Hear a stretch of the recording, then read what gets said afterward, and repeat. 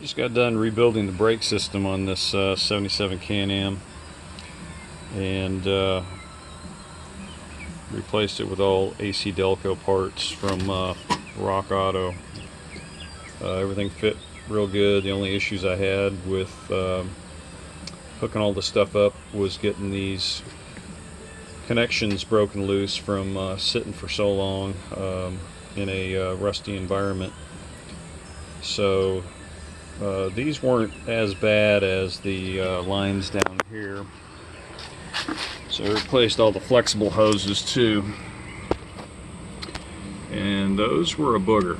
That took me quite a while on each side to get those loose. I ended up using a vice grips to get a good bite on that flare nut, and then I cut the old flexible hose off at the crimp and put a deep, I believe it was 11/16 socket on there, and worked the two against each other and broke it loose. And fortunately, the flare nut wasn't boogered up bad enough to where I couldn't get a regular wrench on it, so I tightened it back up that way. But both sides were a booger.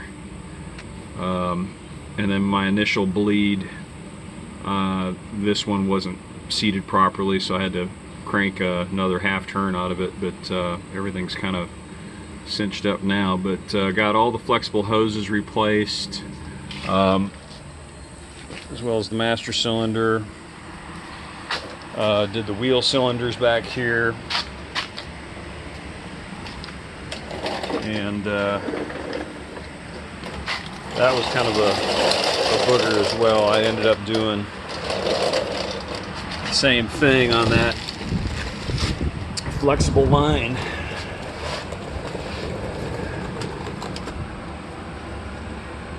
So I'm not sure if you can see that, but let's see if I can get some light on this thing.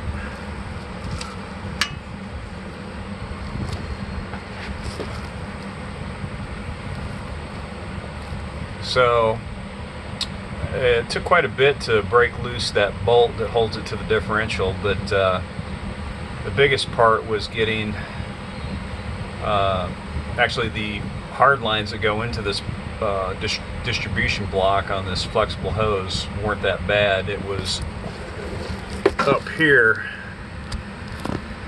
Let's see if we can focus in on this.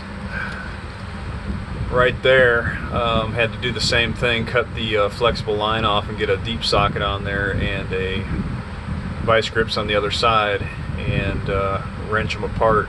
And that took a little bit of doing. So, but that was expected considering how rusty this thing is underneath. But did the wheel cylinders, and those were relatively easy to get in and out. They actually came out without disassembling the brake shoes and all that stuff, so that made life a lot easier. But getting back over here,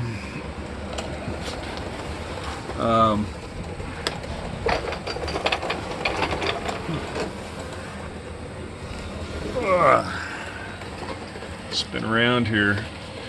I changed the oil while I was down here. I don't know if you can see how close that exhaust system is to that oil filter. This is actually about 1/8 of an inch shorter than the AC Delco filter that was on there. I couldn't find anything but a Wix filter and I think a Fram filter to fit this Pontiac 400 at the auto parts store. So I ended up going with the Wix because all my research that I've done basically says that the Frams are no bueno, so I stay away from those altogether. In fact, Advanced Auto Parts over by me doesn't even carry Fram anymore because they've had so many issues with them. Anyways, I used the Wix on this one. Getting the old one out was somewhat of a battle. I had to wedge it between the transmission bell housing flange where the dust cover goes on and the inside of the frame, just to get it out. This one went in a little bit easier because I had a little more clearance to get down closer to the exhaust pipe and then screw it on. But that was pretty interesting. Whoever bent up this, I'm guessing it's 2-inch at best exhaust system, didn't think this through. I think I would have bent it closer over here towards the support to where the filter would have came straight down, and then you know, got further over here under the floor pan closer to the outer you know, perimeter of the frame, and then came back in at an angle. But I think I would have done that a little bit different. Anyways, so that's all done. Did the fluid and filter on the transmission a weekend or so ago, but all the fluids are changed out. New coolant, new engine oil, new transmission fluid. The only thing I still need to do is the differential. I got to drain that and put new oil in that. But mechanically, everything is pretty much up to snuff. Still got to take it for a proper test drive to see what it's all about. Make sure the brakes are what they're supposed to be. But anyways, that's an update on the Can-Am.